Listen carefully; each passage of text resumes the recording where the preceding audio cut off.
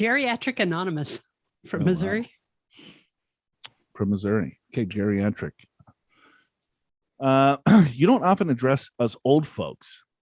So this is your chance. I'm 85 and my wife is 72. We have more than enough to live the rest of our lives. Our financial goals are 100% legacy. I'm still working half-time, and my employer allows me to continue to contribute to my traditional IRA, which totals $1.6 million. I also have $500,000 in a traditional IRA and $500,000 in a Roth IRA, apart from my employer's IRA. I have $800,000 in a brokerage account.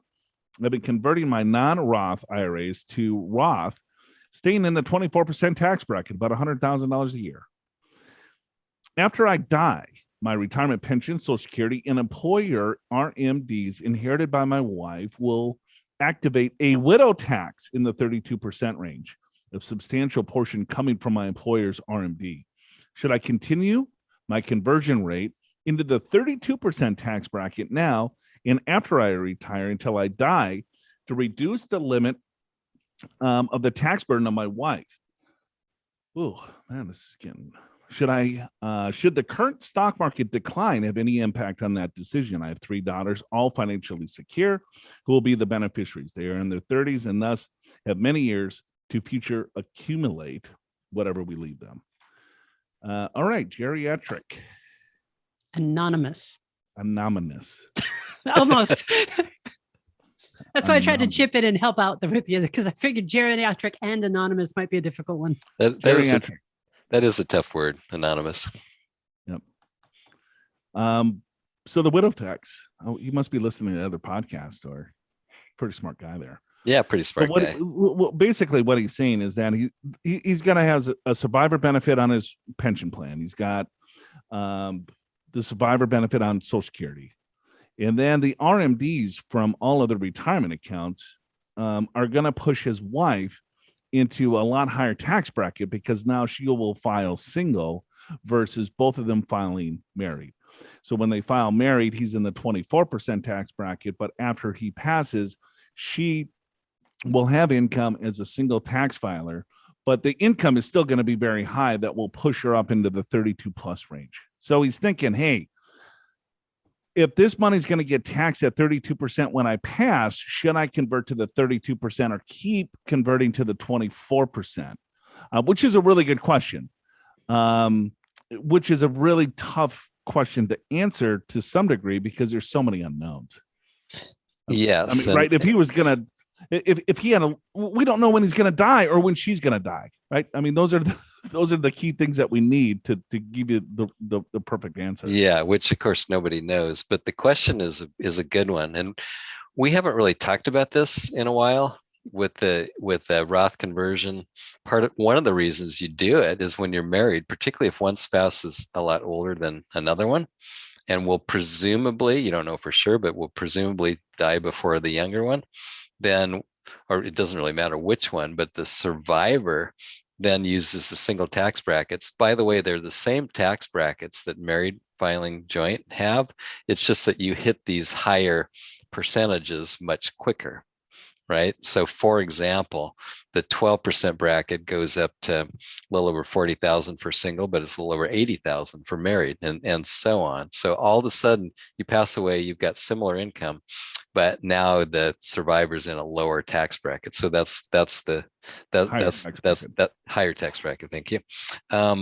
But I would say, yeah, we don't know enough information. It's a little hard to but if I just spitball it, would you convert to the 32, or would you keep it the 24? I guess is I probably would not convert to the 32% under normal circumstances. However, with a big market decline, and it could go down more, we don't know, this is the best time to convert, right? Because stocks are lower, and if you can convert now and get that recovery when it does happen in a Roth, then that's actually a great idea. So because of that, I actually may go ahead and do that into the 32% bracket, because the market's lower. Right. Because let's say if he continues to convert to the 24, well, that's going to change here in a couple of years anyway, right? Because the 24 is going to change it to the 28, or could go to AMT or whatever, the whole brackets are changing, right? The 10 goes to 12, or the 10 stays at the 10, 12 goes to 15, 22, right, goes back to 25%. And then the 24% tax bracket goes to 28. And then if she's in the 32, that could push her up to the 39.6. So, or 35%.